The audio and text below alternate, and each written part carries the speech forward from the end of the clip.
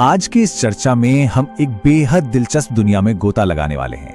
एक ऐसी दुनिया जो है तो हमारी आंखों से बिल्कुल ओझल, लेकिन भविष्य की हर बड़ी तकनीक उसी पर टिकी है। जी हाँ, हम बात कर रहे हैं नैनो टेक्नोलॉजी की, और खास तौर पर भारत की उस अदृश्य क्रांति की जिसने इस माइक्रोस्कोपिक फील्ड में बहुत बड़ी छलांग लगाई है।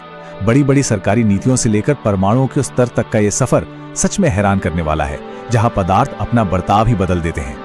तो चलिए बिना किसी देरी के इस अदृश्य दुनिया के रहस्यों को समझते हैं। आज के विश्लेषण में हम सबसे पहले भारत के नैनो मिशन और उसके प्रमुख उद्देश्यों को समझेंगे। इसके बाद हम नैनो विज्ञान में हासिल की गई अहम उपलब्धियों पर नजर डालेंगे और आखिर में दो बेहद चमत्कारी पदार्थों ग्राफीन और कार्बन नैनो ट्यूब की बात करेंगे। तो शुरुआत करते हैं हमारे पहले विषय से, भारत का नैनो मिशन। अब इस पूरे सफर को समझने के लिए जरा इस टाइमलाइन पर गौर कीजिए। 1991 में दुनिया पहली बार कार्बन नैनो ट्यूब्स यानी CNT से रूबरू हुई।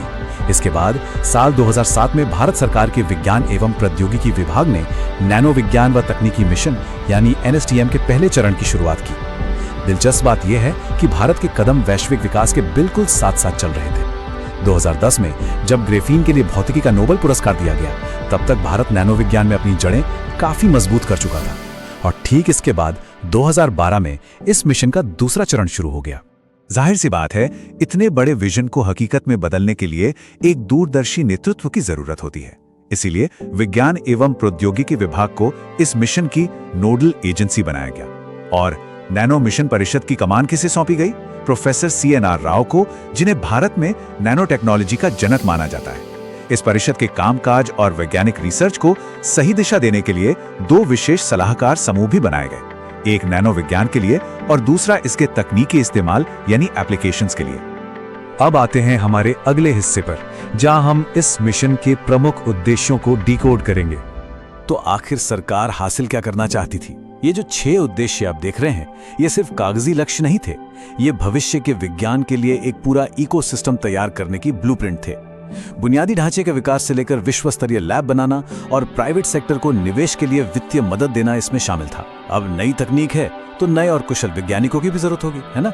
इसलिए मानव संसाधन का कौशल विकास और ट्रेनिंग भी बहुत जरूरी था। साथ ही रिसर्च को बढ़ावा देना, एकेडमिक संस्थानों और इंडस्ट्री को एक साथ लाना और इंटरनेशनल सहयोग बढ़ाना, ये सब ये पक्का करने के लिए था कि हमारी खोजें सिर्फ लैब तक सीमित न रहें, बल्कि असल दुनिया में बड़े बदलाव लाएं। चलिए अब बात करते हैं कि इस मिशन से असल में क्या उपलब्धियां हासिल हुई। अब जरा इस नंबर पर ध्यान दीजिए। 1650 करोड़ रुपए, 1000 करोड़ और 650 करोड़ के रूप में अलग अलग आवंटित ये विशाल बजट इस बात का सीधा सबूत है कि नैनो जैसे अदृश्य और सूक्ष्म विज्ञान को धरातल पर उतारने के लिए कितने बड़े आर्थिक निवेश की जरूरत पड़ती है। ये भारी भरकम फंडिंग मिशन की गंभीरता और इसके विशाल स्केल को दिखाती है। और इस भारी निवेश का असर जमीन पर दिखा भी। पूरे देश में नैनो विज्ञान के लिए 19 सेंटर्स ऑफ एक्सीलेंस स्थापित किए गए। इनमें IIT मद्रास, मुंबई, दिल्ली, कानपुर, BHU और TIFR बॉम्बे जैसे देश के चोटी के संस्थान शामिल थे। इन 19 केंद्रों के जरिए 64 अलग अलग मिशन मोड प्रोजेक्ट चलाए गए। इससे एक ऐसा साइंटिफिक नेटवर्क तैयार हुआ जिसने भारत को इस क्षेत्र में नई ऊंचाइयों पर पहुंचा दिया। अब वक्त है बड़े स्तर की नीतियों से निकलकर माइक्रोस्कोपिक लेवल पर जाने का। बात करते हैं ग्राफीन की, जिसे भविष्य का पदार्थ भी कहा जाता है। तो ग्राफीन असल में है क्या? इसे समझना बड़ा ही दिलचस्प है।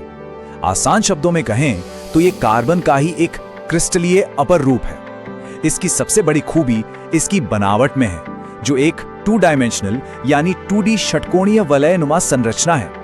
इसे ऐसे इमेजिन कीजिए जैसे कार्बन के परमाणुओं को मधुमक्खी के छत्ते के आकार में सिर्फ एक परमाणु जितनी मोटाई की चादर की तरह बिछा दिया गया हो। ये इतना पतला होता है कि इसे सामान्य आंखों से देखना बिल्कुल नामुमकिन है। लेकिन जो बात सच में दिमाग घुमा देती है वो है इसके अद्भुत गुण। सोचिए, ये लगभग पूरी तरह से पारदर्शी होता है, फिर भी स्टील से कहीं ज्यादा मजबूत और गजब का लचीला होता है। इसमें मौजूद फ्री इलेक्ट्रॉनों की वजह से यह बिजली का बेहतरीन सुचालक यानी कंडक्टर भी है। अपनी इन्हीं खूबियों के चलते इसका इस्तेमाल सोलर सेल, माइक्रो इलेक्ट्रॉनिक्स, भविष्य के फोल्डेबल डिस्प्ले और बेहद मजबूत केवलार बनाने में हो रहा है। ये दुनिया के लिए कितना बड़ा गेम चेंजर है, इसका अंदाजा इसी बात से लग जाता है कि साल 2010 में इसके लिए भौतिकी का नोबेल पुरस्कार दिया गया था। और इसी कड़ी में अब आगे बढ़ते हैं कार्बन नैनो ट्यूब्स के कमाल की ओर। अभी हमने ग्राफीन की जो बात की उसी से जुड़ा है ये अगला चमत्कार। सोचिए, अगर ग्राफीन की उसी एक परमाणु पतली 2D चादर को गोल गोल लपेटकर एक सिलेंडर या ट्यूब का आकार दे दिया जाए तो जो नया स्ट्रक्चर बनेगा उसे ही कार्बन नैनो ट्यूब कहते हैं। ये 2D से 3D की ओर एक ऐसा बदलाव है जो पदार्थ की ताकत को कई गुना बढ़ा देता है। इसका व्यास यानी डायामीटर नैनोमीटर पैमाने का होता है। अब जरा इस चौंकाने वाले आंकड़े पर नजर डालिए, 13 करोड़ 20 लाख अनुपाते 1। ये कार्बन नैनो ट्यूब की लंबाई और उसके व्यास का अनुपात है। इसका सीधा सा मतलब यह है कि ये ट्यूब अपनी मोटाई के मुकाबले करोड़ों गुना लंबी हो सकती है।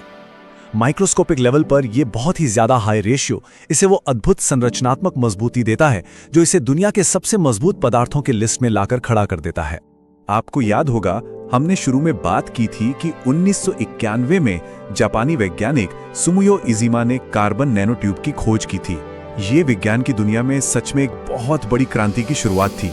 ग्राफीन की तरह ही ये ट्यूब्स बेहद मजबूत, लचीली और बिजली की शानदार सुचालक होती हैं। आज की तारीख में इनका इस्तेमाल नैनो इलेक्ट्रॉनिक्स से लेकर पॉलीमर्स और फोल्डेबल स्क्रीन में किया जा रहा है। और सबसे दिलचस्प बात, भविष्य में इनका इस्तेमाल भूकंप रोधी मकान बनाने के लिए भी किया जा सकता है ना कमाल की बात। तो एक बड़े सरकारी विजन और 1650 करोड़ के भारी भरकम निवेश से लेकर ग्राफीन की एक परमाणु मोटी चादर और कार्बन नैनो ट्यूब की बेलनाकार संरचना तक ये पूरा सफर हमें दिखाता है कि विज्ञान किस तेज रफ्तार से आगे बढ़ रहा है। आज का ये विश्लेषण इसी विचार के साथ खत्म होता है कि जो चीजें हमें दिखाई तक नहीं देती वे हमारे भविष्य की इमारतों, ऊर्जा और तकनीक की नींव रख रही हैं। ऐसे में ये सवाल उठना बिल्कुल लाजमी है, नैनो तकनीक आने वाले कल को और कितना बदल सकती है और इस अदृश्य दुनिया में अभी और कितने रहस्य छिपे हैं।